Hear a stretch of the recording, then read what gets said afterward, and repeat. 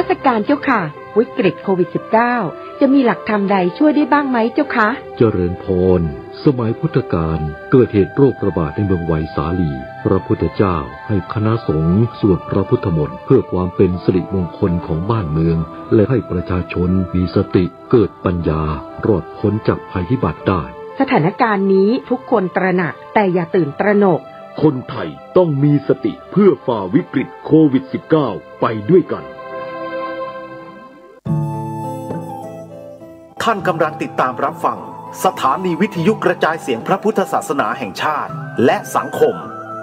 คลื่นเพื่อการศึกษาพระพุทธศาสนาและวัฒนธรรมระบบ FM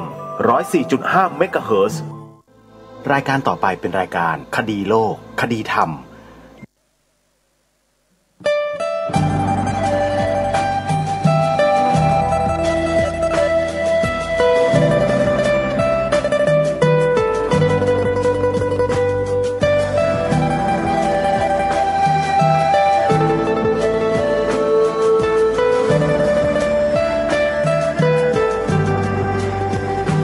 กล้าคิด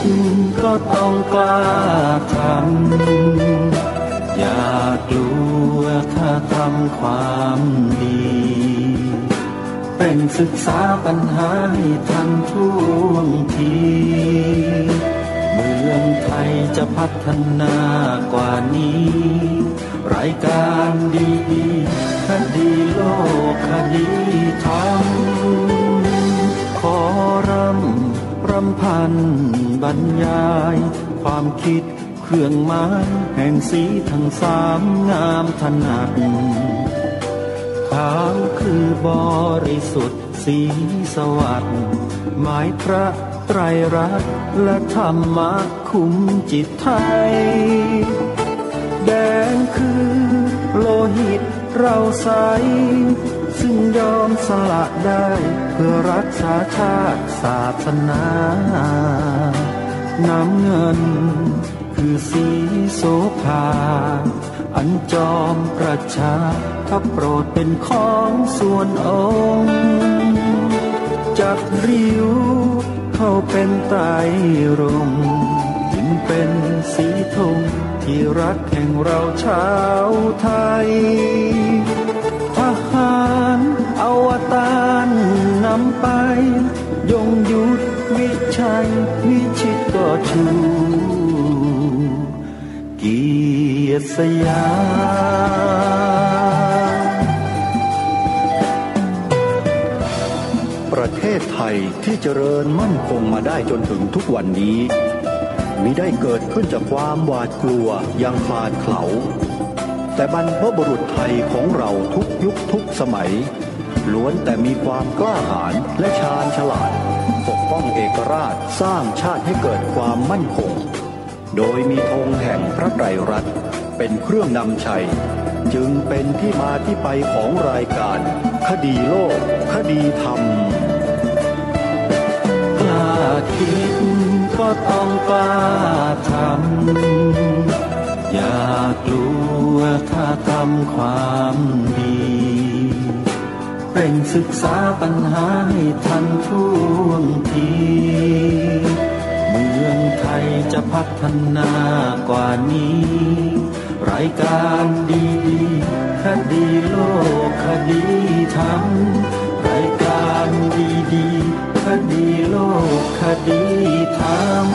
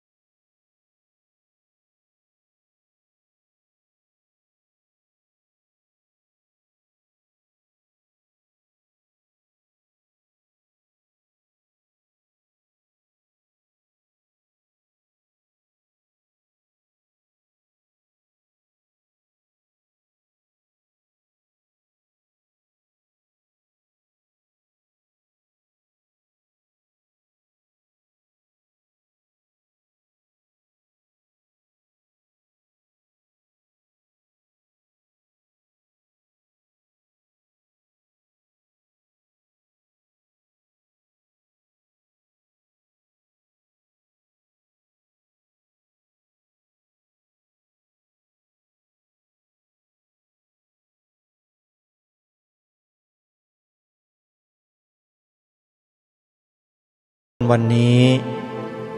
วันขึ้น2 ค่ำเดือน10วันนี้ตรงกับวันพุธที่8กันยายนพระพุทธศักราช2564รายการคดีโลกคดีธรรมมาพบกับท่านผู้ฟังเป็นปกติทุกวันจันทร์ถึงวันศุกร์และวันเสาร์อาทิตย์ทางสถานีวิทยุแห่งนี้รายการคดีโลกคดีธรรมออกอากาศสดอยู่ที่กรุงเทพมหานครวัดมหาธาตุยุวราชรังสฤษฎ์เขตพระนครแขวงพระบรมมหาราชวังกรุงเทพ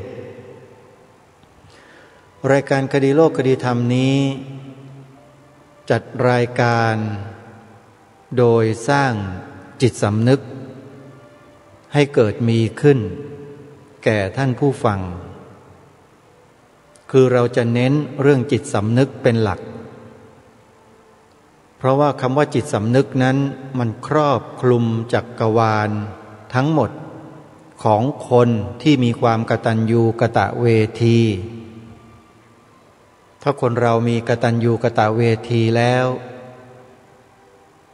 เรื่องของจิตสำนึกนั้นจะมีพลังแล้วก็สามารถทำให้เรานั้นคิดพูดทำในสิ่งที่ถูกต้องและเหมาะสมอยู่ตลอดเวลาไม่ออกนอกลู่นอกทางเพราะฉะนั้นรายการนี้จึงเน้นสร้างจิตสำนึกให้กับผู้ฟังที่ยังมีจิตสำนึกที่อ่อนแอโดยเฉพาะจิตสำนึกที่มีต่อผู้มีพระคุณต่อชีวิตของเราเริ่มต้นจากผู้ที่อยู่ใกล้ชิดที่สุดก็คือพ่อแม่พี่ป้าน้าอาผู้มีพระคุณทั้งหลายไปจนกระทั่งถึงครูอุปชาอาจารย์ไปจนถึงเจ้าฟ้ามหากษัตริย์ไปจนกระทั่งสูงสุดคือองค์สมเด็จพระบรมศาสดาสัมมาสัมพุทธเจ้านั่นคือสูงสุดและรายการนี้พยายามที่จะบอกพวกเราท่านทั้งหลายว่าให้สร้างจิตสำนึกให้เกิดขึ้นในใจของเราให้สม่ำเสมอเอาไว้อย่าให้ใครมาหลอกลวงเรามาต้มตุ๋นเราให้เรานั้นออกนอกลู่นอกทางในปัจจุบันนี้คนไทยที่เริ่มออกนอกลู่นอกทางมากขึ้นก็เพราะว่ามีตัวยุแยงตะแคงรั่วสิ่งยุแยงตะแคงรั่วก็คือถ้อยคำอากัปกิริยาอาการทั้งหลายที่ยั่วยุยงส่งเสริมผู้คนในสังคมให้ห่างไกลจากจิตสำนึกเมื่อห่างไกลจากจิตสำนึกไร้จิตสำนึกแล้วเหตุการณ์อันไม่พึงประสงค์ก็จะเกิดมีขึ้นในสังคมของเราซึ่งหลายคนสงสัยว่ามันเกิดขึ้นมาได้อย่างไรมันเดินมาถึงจุดนี้ได้อย่างไรข้อสงสัยนี้ไม่ผิดแต่เมื่อสงสัยแล้วก็ต้องหาคำตอบให้ถูกตรงด้วยไม่ใช่หาคำตอบไปเชื่อตามสื่อแมลงวันทั้งหลายทั้งปวงที่คอยหล่อหลอมจิตใจเรานั้นให้คล้อยตามไปในทิศทางที่ไม่ถูกต้องอย่างต่อเนื่องมันก็ไม่ถูกเราต้องมองหาสื่อที่ถูกตรงแล้วก็ไม่เห็นมีสื่อไหนที่จะถูกและตรงเท่ากับสื่อพระพุทธศาสนาของเราอันนี้ไม่ได้ยอยกกันเองนะมันเป็นความจริงเช่นนั้น พิจารณาลงไปเท่าไหร่ศึกษาเรียนรู้ดูลงไปเท่าไหร่ก็ถูกก็ตรงไม่ผิดสภาวะเลยเพราะอะไรถึงบอกว่าสื่อพระพุทธศาสนาถูกตรงเพราะนำเสนอแต่สิ่งที่ถูกต้องดีงามตรงสภาวะตามความเป็นจริงไม่บิดเบือนพูดง่ายๆแล้วก็เป็นกลางด้วยที่บอกว่าเป็นกลางไม่ได้หมายความว่าเต้าเอาเองนะเป็นโดยสภาวะอย่างนั้นเองเพราะสื่อพระพุทธศาสนาเนี่ยมุ่งเน้นเสนอแต่สิ่งที่เรียกว่าเป็นกลางมัชฌิมาปฏิปทาซึ่งมีคนอยู่หลากหลายกลุ่มนำคำนี้ไปใช้ในแนวทางที่ไม่เหมาะสมไม่ควรกันเยอะโดยเฉพาะในภาคการเมืองชอบเอาไปใช้พรรคของผมนโยบายของผมเป็นนโยบายเป็นพรรคที่มุ่งเน้นมัชฌิมาปฏิปทาอาตมาฟังดูแล้วก็สลดใจกับคนพวกนี้เหลือเกินไม่รู้จักอะไรควรไม่ควรนำไปใช้มั่วคำว่ามัชฌิมาปฏิปทาคำนี้จะนำไปใช้สเปะสปะมั่วไม่ได้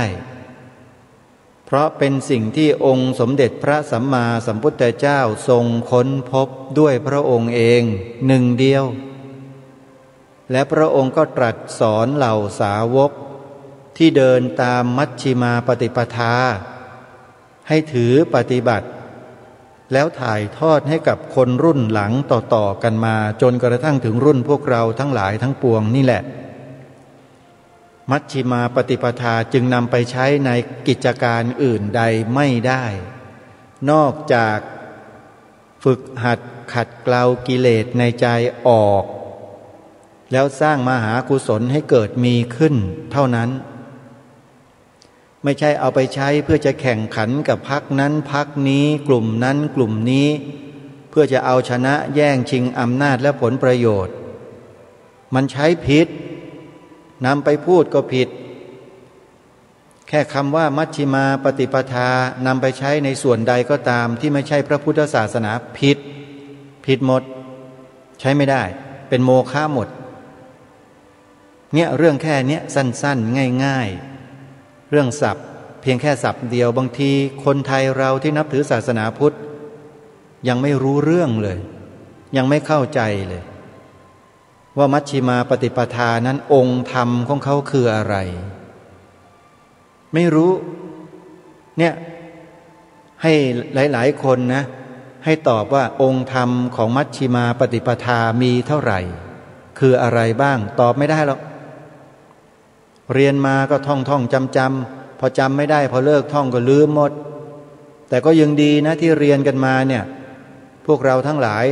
ที่เรียนหลักสูตรวิชาศิลธรรมวิชาหน้าที่พลเมืองวิชาประวัติศาสตร์ชาติไทย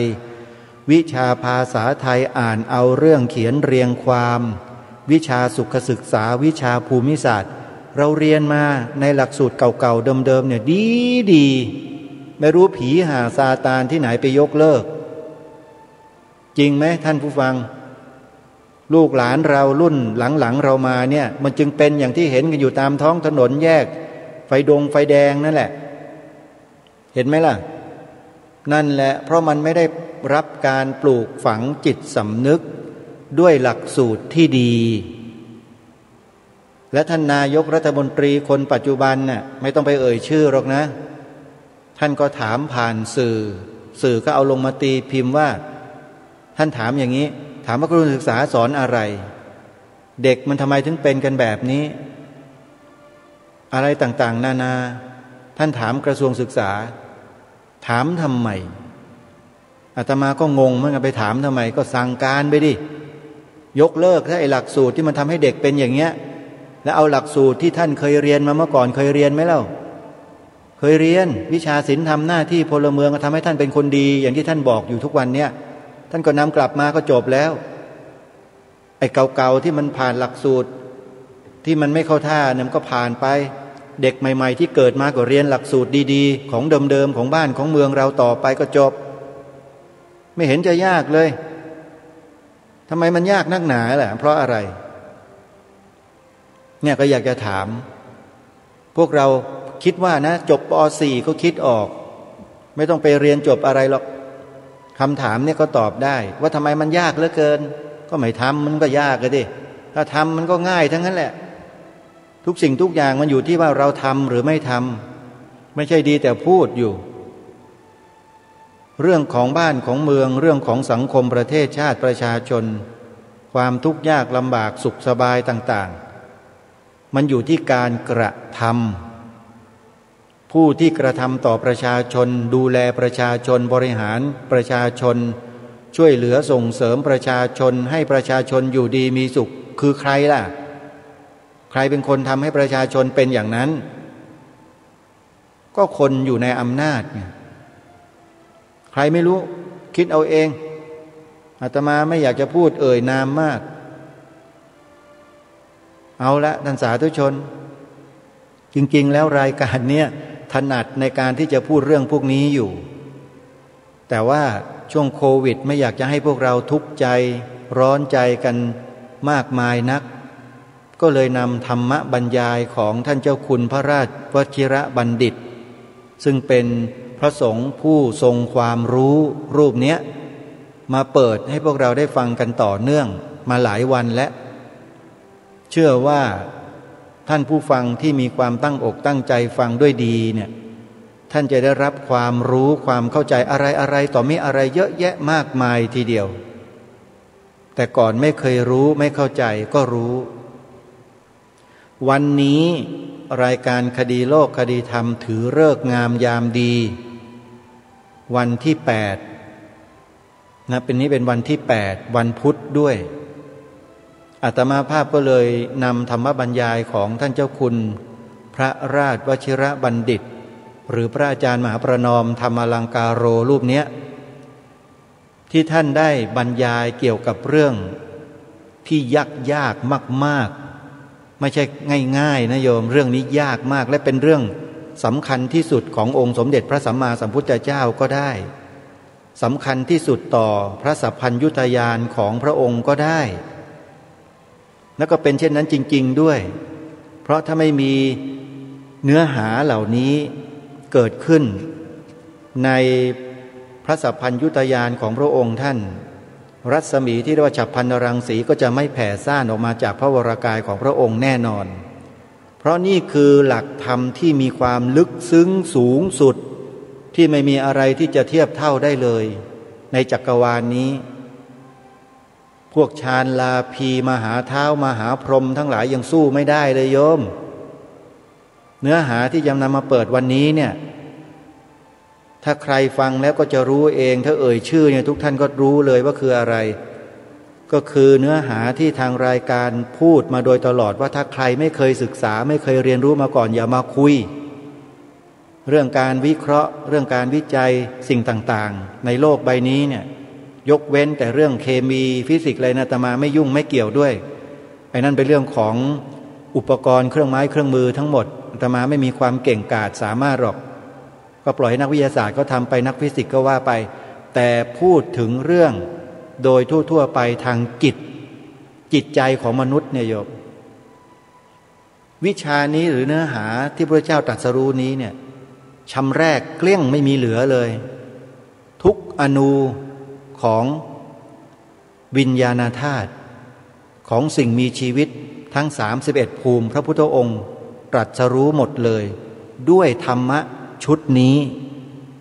ทางรายการเคยพูดให้ฟังว่าถ้าไม่ได้ศึกษาไม่ได้เรียนรู้มาอย่ามาคุยในเรื่องของการที่จะวิเคราะห์การพูดด้วยหลักการและเหตุผลต่างๆเนี่ยไม่ว่าเรื่องใดก็แล้วแต่ทางรายการย้ำมาโดยตลอดว่าต้องศึกษาทำความเข้าใจให้ลึกซึ้งเข้าใจลึกซึ้งนะไม่ใช่เข้าใจแบบสเปะสปะแล้วท่านจะสามารถมองสภาวะการต่างๆของโลกใบนี้ตั้งแต่สากกระเบือยันเรือรบขออภัยใช้คำนี้หน่อยท่านจะเข้าใจมันแบบไม่ยากเลยวิชานี้ก็คือ มหาปัฏฐานอาตมาเชื่อว่าพระในเมืองไทยเนี่ยเกือบ100%ไม่ได้เรียนในที่นี้คือเรียนแบบละเอียดลึกซึ้งทำความเข้าใจอย่างลึกซึ้งไม่ได้เรียนหรอกนั่งอ่านก็อ่านไม่รู้เรื่องหรอกท่านเพราะว่าศัพท์แต่ละศัพท์นั้นอมความไว้เพียบเลยอย่างคำว่าเหตุคำเดียวเนี่ยคำว่าเหตุนะโยมเหตุเนี่ยนะถ้านำมาขยายความได้ถึง50 หน้ากระดาษเหตุแค่เนี้ยจะป่วยกล่าวไปยัยถึงปัจจัยอื่นๆเล่าโดยเฉพาะยิ่งเป็นอารัมมณปัจจัยด้วยนะอาตมาภาพคิดว่าน่าจะเป็นหลายร้อยหน้ากระดาษถ้ามาขยายความเนี่ยมันเยอะแยะมากมายมหาศาลไปหมดนี่คือพระอภิธรรมมัทธสังคหะมีองค์สมเด็จพระสมณโคดมสัมมาสัมพุทธเจ้าพระองค์ปัจจุบันที่เราศึกษาพระธรรมท่านอยู่นี่แหละที่ตรัสรู้สิ่งนี้ได้เพราะเป็นพระพุทธเจ้าที่ยิ่งไปด้วยปัญญาธิกะมีศรัทธาธิกะมีวิริยาธิกะมีปัญญาธิกะพระพุทธเจ้าที่เป็นปัญญาธิกะเนี่ยเมื่อทรงอุบัติขึ้นมาในโลกแล้วทรงตรัสสอนทำให้กับหมู่มนุษย์ที่มีปัญญาโดยมากได้บรรลุธรรมเนี่ยใครได้ศึกษาธรรมะของพระพุทธเจ้าในยุคพระพุทธเจ้าองค์นี้นะโยมชาติต่อไปจะเป็นคนมีปัญญาจริงๆอาตมายืนยันได้เลยพระพุทธเจ้าองค์อื่นไม่ได้มีแบบนี้นะไม่ได้มาอุบัติกันง่ายๆแบบนี้นะโยมเดี๋ยวเอาอย่างนี้แล้วกันลองไปฟังองค์วิทยากรท่านเจ้าคุณพระราชวชิรบัณฑิตอธิบายขยายความเรื่องมหาปัฏฐานดูก็ได้ว่าเป็นอย่างไรแล้วท่านจะทึ่งแล้วท่านจะเสียดายเวลาที่ผ่านมาว่ารู้อย่างเนี้ยอาจจะอุทานอยู่ในใจนะโยมไม่ต้องพูดออกอากาศนะอาตมาพูดได้คนเดียวแต่พูดความในใจโยมอาจจะอุทานในใจเรารู้อย่างนี้กูเรียนมาตั้งนานแล้วอาจจะอุทานอย่างนี้ก็ได้เสียดายอาตมาภาพขอบอกเลยว่าวิเศษมากใครได้นับถือศาสนาพุทธแล้วได้ศึกษาเรียนรู้ได้ปฏิบัติ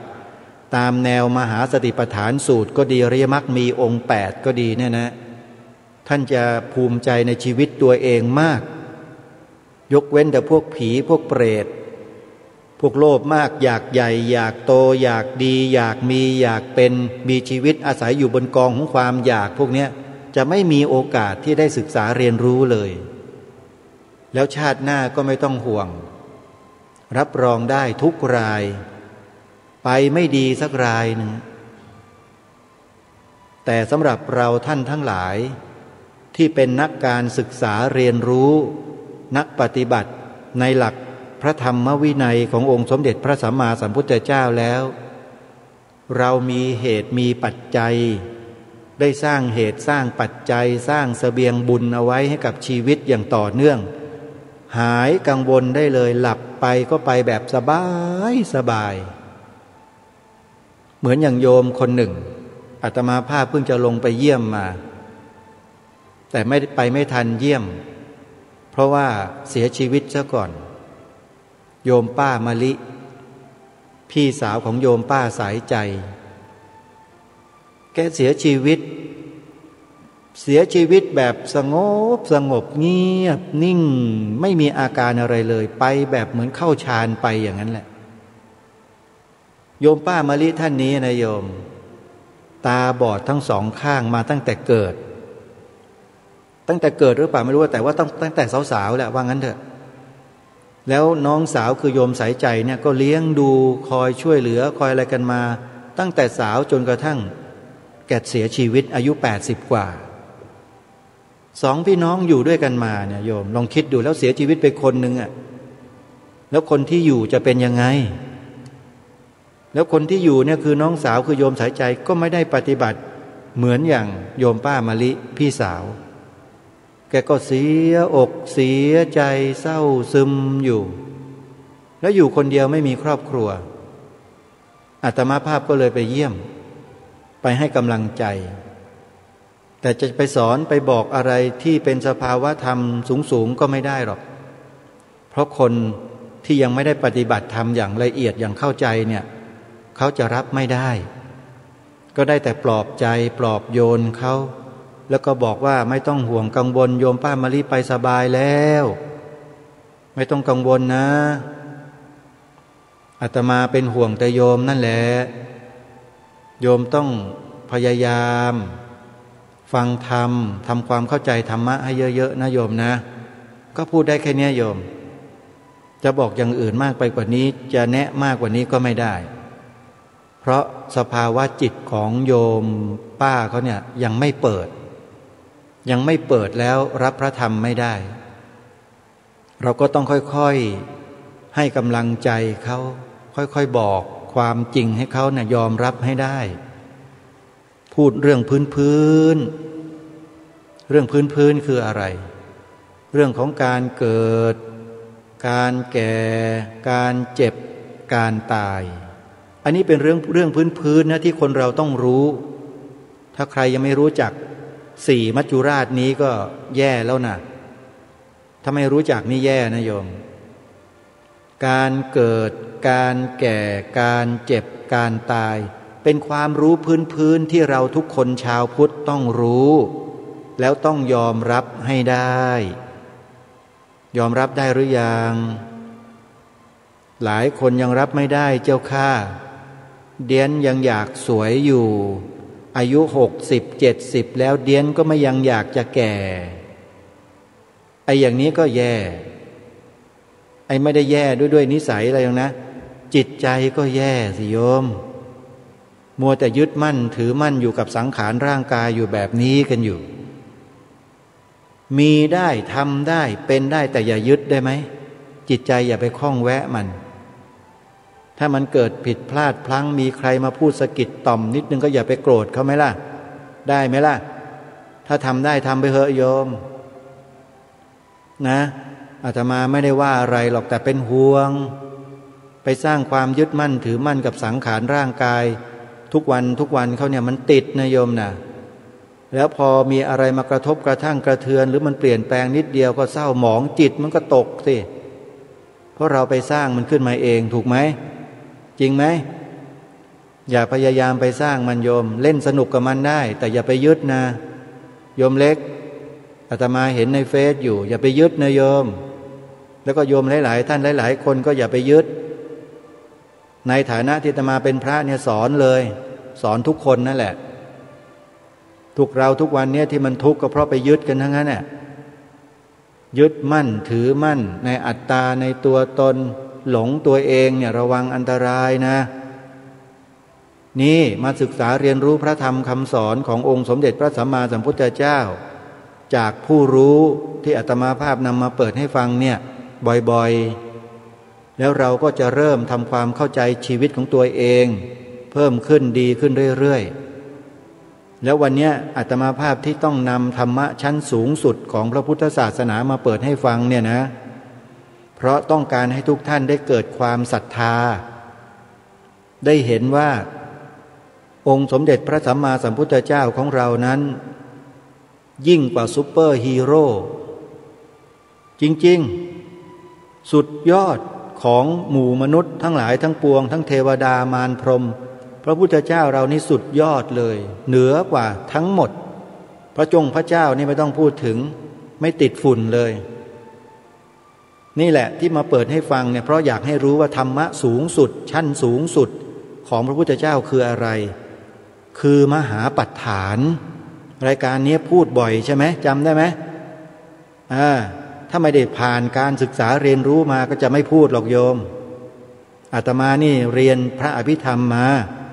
ไม่ได้คุยโอ้อวดหรอกโยมแต่ว่าอยากจะบอกทุกคนว่าอย่าประมาทอย่าปล่อยเวลาชีวิตให้มันล่วงเลยไปโดยเปล่าประโยชน์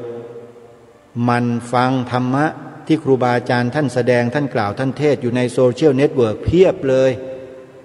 เรามัวแต่ไปเปิดดูอะไรทำอะไรกันอยู่ไปเล่นเล่นแอปอะไรกันอยู่ยังไงก็ไม่ว่าหรอกแต่ก็กลับมาเฝ้ามาศึกษามาดูกันบ้างนะอย่าปล่อยชีวิตให้มันผ่านเลย แล้วก็หลุดลอยไปตามกระแสลมเหล่านั้นเลยโยมมาเก็บเอาเนื้อเอาหนังเอาสิ่งที่มีคุณค่าประโยชน์ใส่ชีวิตของเราบ้างวันนี้ที่นำมหาปฐานที่ท่านเจ้าคุณท่านพูดมาเปิดเนี่ย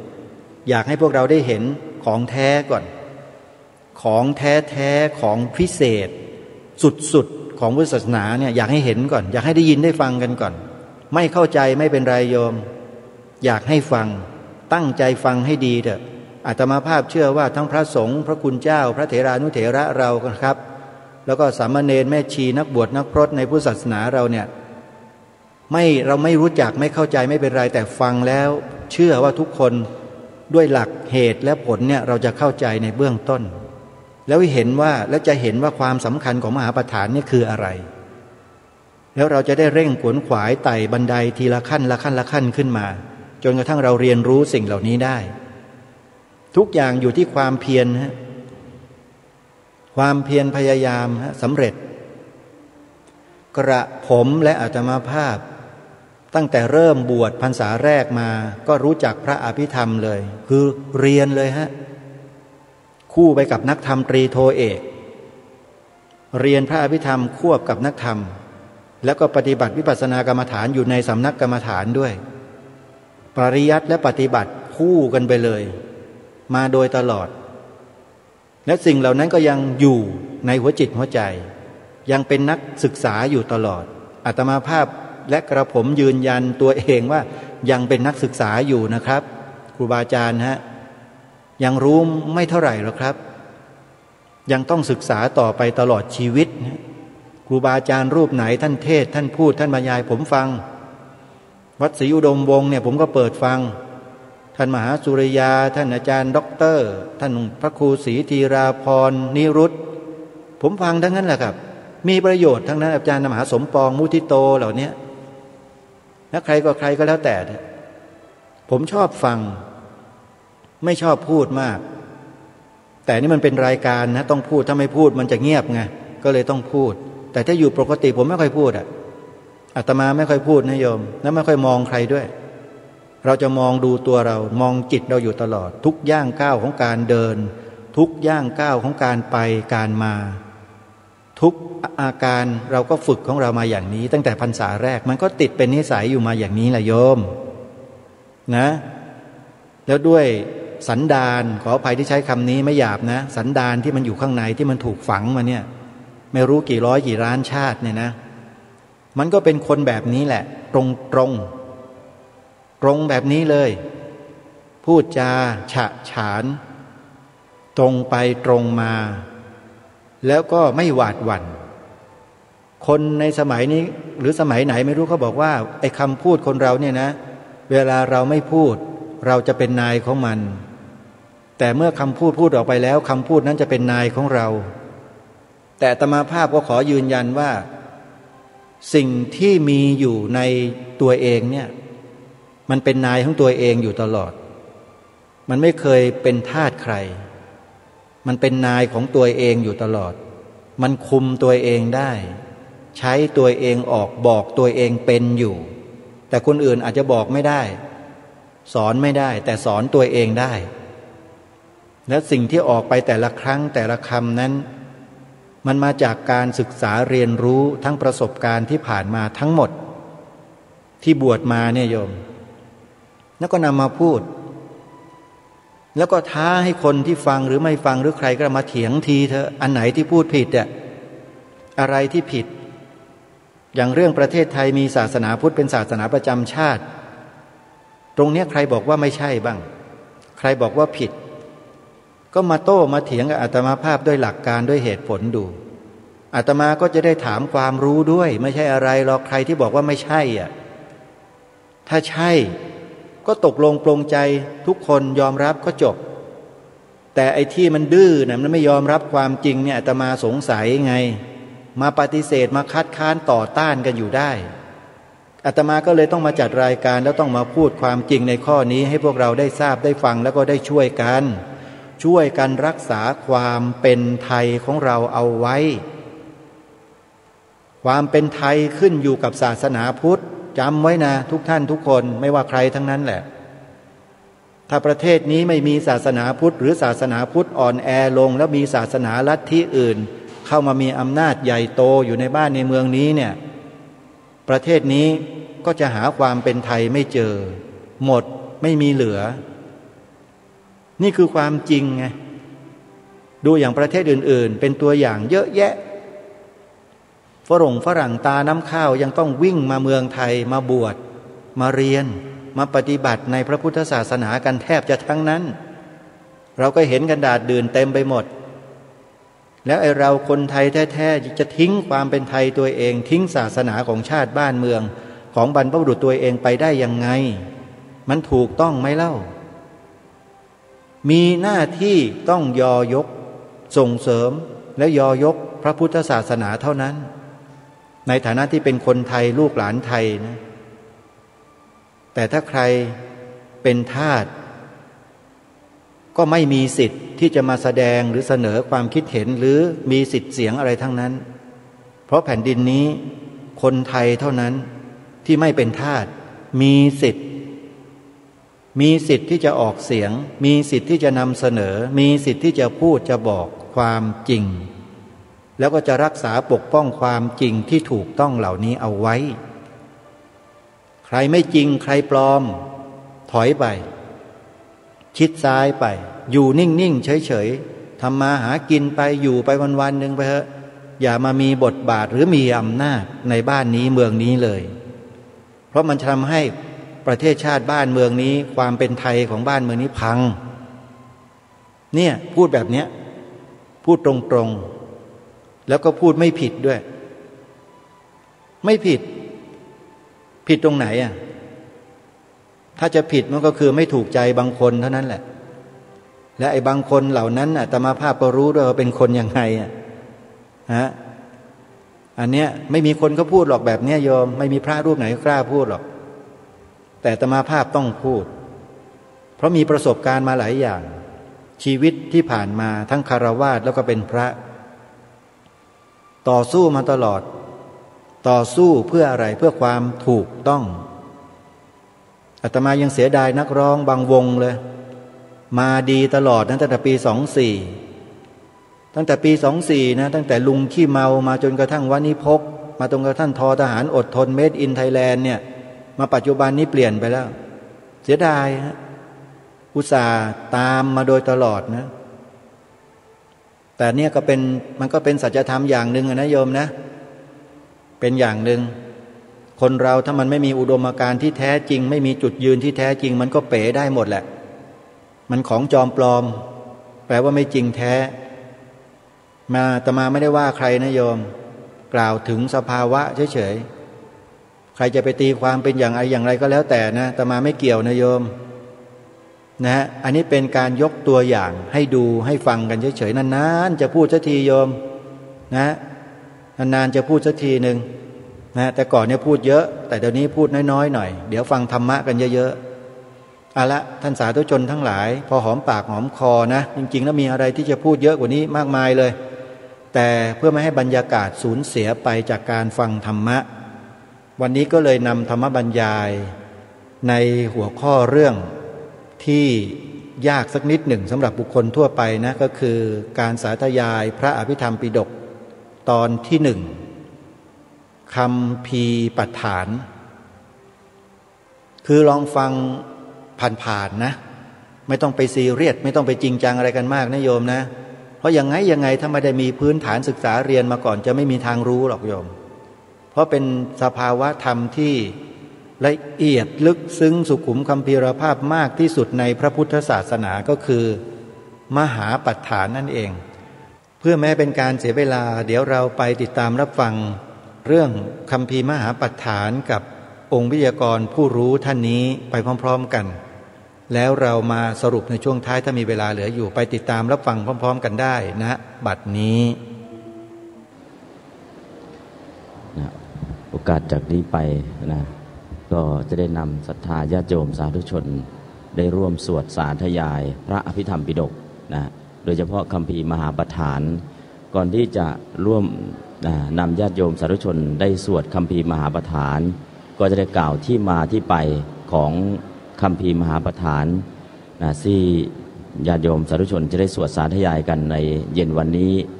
โดยเฉพาะคัมภีร์มหาประธานนี้มีอยู่ในคัมภีร์อภิธรรมปิฎกซึ่ง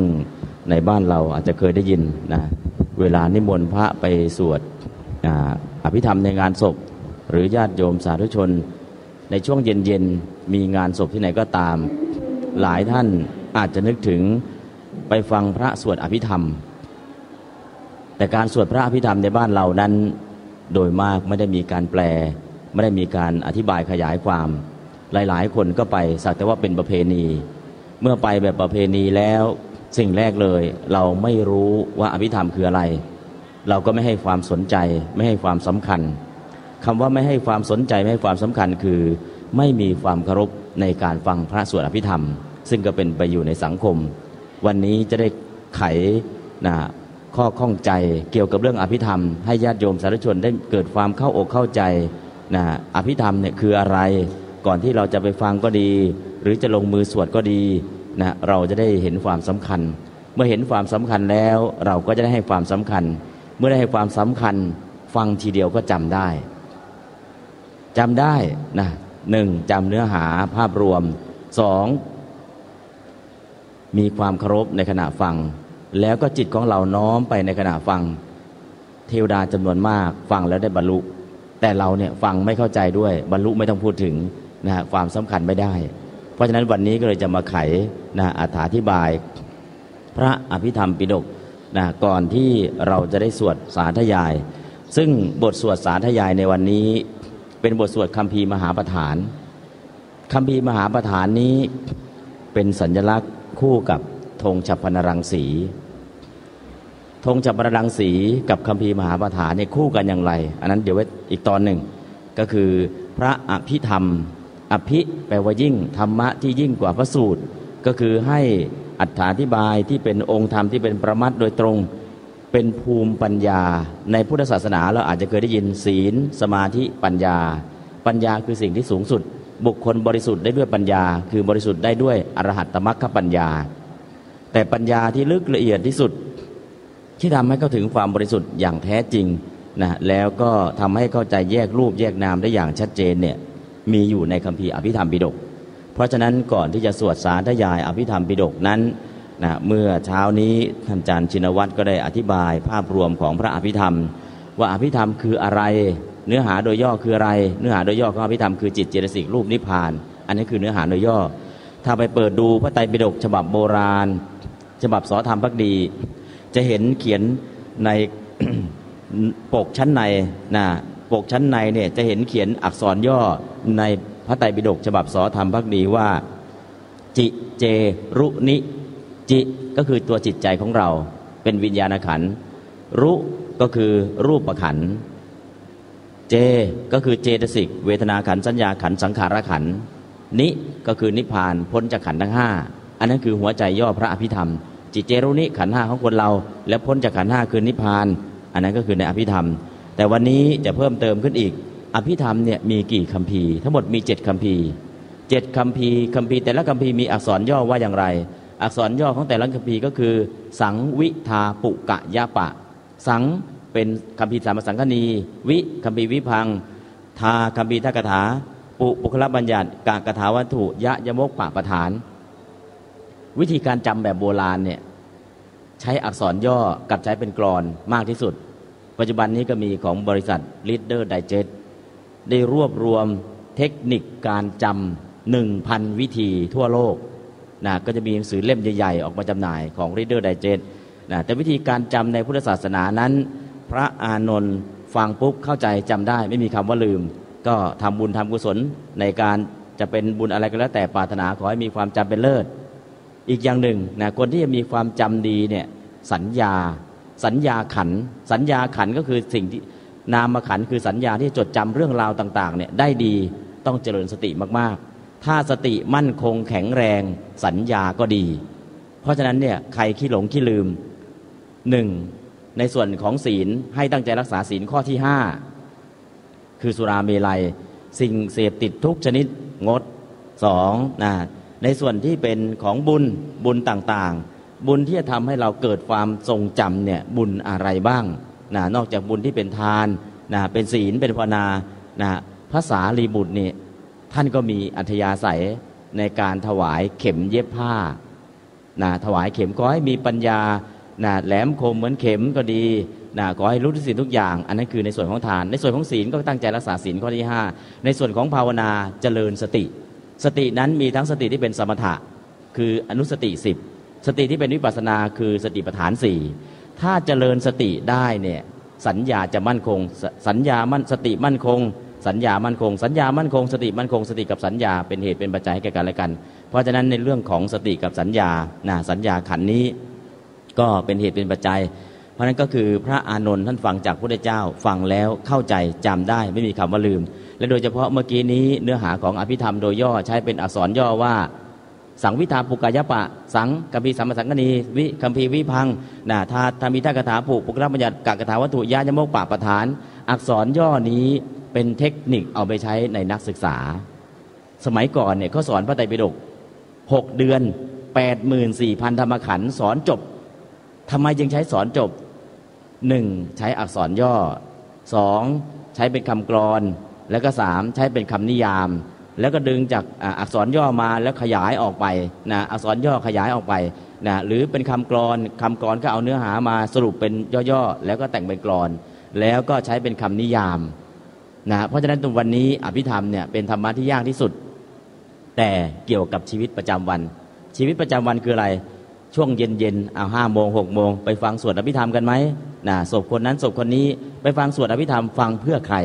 พระสวดให้ศพฟังหรือสวดให้คนเป็นฟังหรือสวดให้เทวดาฟังเพราะฉะนั้นเราก็ยังสงสัยกันอยู่ในประเด็นนี้แล้วเมื่อไม่เข้าใจเราไม่ให้ความสำคัญไปถึงฟังอภิธรรมไม่รู้กี่ครั้งกี่หนแต่เราไม่เคยได้ปัญญา3 ขั้นปัญญา3 ขั้นคือสุตตามยปัญญาฟังแล้วเข้าใจจินตามยปัญญาฟังแล้วคิดพิจารณาตามได้โยนิโสแล้วก็ภาวนามยปัญญาฟังแล้วละกิเลสได้เราไม่สามารถทำให้ปัญญา3 ขั้นเกิดขึ้นในขณะฟังอภิธรรมทำไมจึงไม่สามารถทำให้ปัญญา3 ขั้นเกิดขึ้นเพราะเราไม่มีพื้นฐานเพราะฉะนั้นถ้าเรามีพื้นฐานแล้วฟัง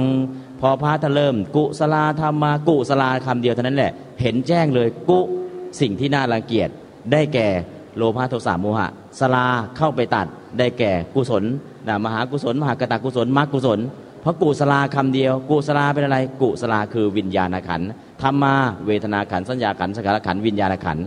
กุศลธรรมาได้ขันธ์4แล้วพอไปถึงอภิญญากตธรรมาเพิ่มรูปขันธ์ไปอีก1 ขันธ์เพราะฉะนั้นกุศลธรรมาอกุศลธรรมาพูดถึงเรื่องอะไรขันธ์5และสิ่งที่พ้นจากขันธ์5คือนิพพานเป็นขันธวิมุตติเพราะฉะนั้นถ้าเราเข้าอกเข้าใจอย่างนี้ฟังปุ๊บเข้าใจสุตตามยปัญญาเกิดคิดตามพิจารณาตามขันธ์5เนี่ยมีอะไรมีแต่รูปกับนาม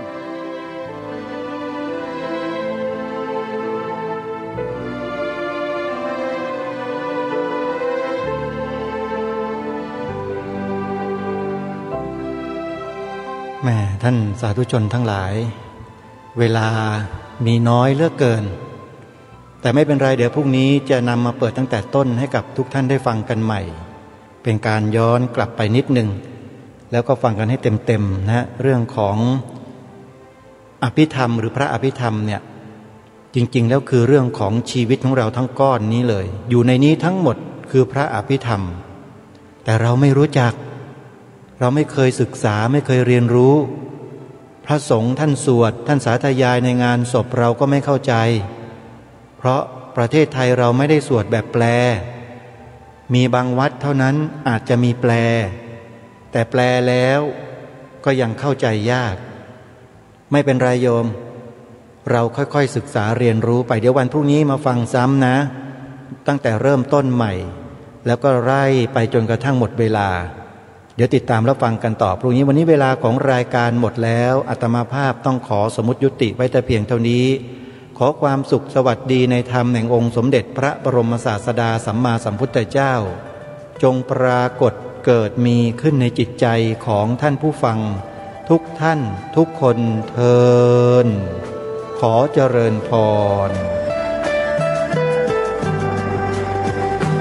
กล้าคิดก็ต้องกล้าทำ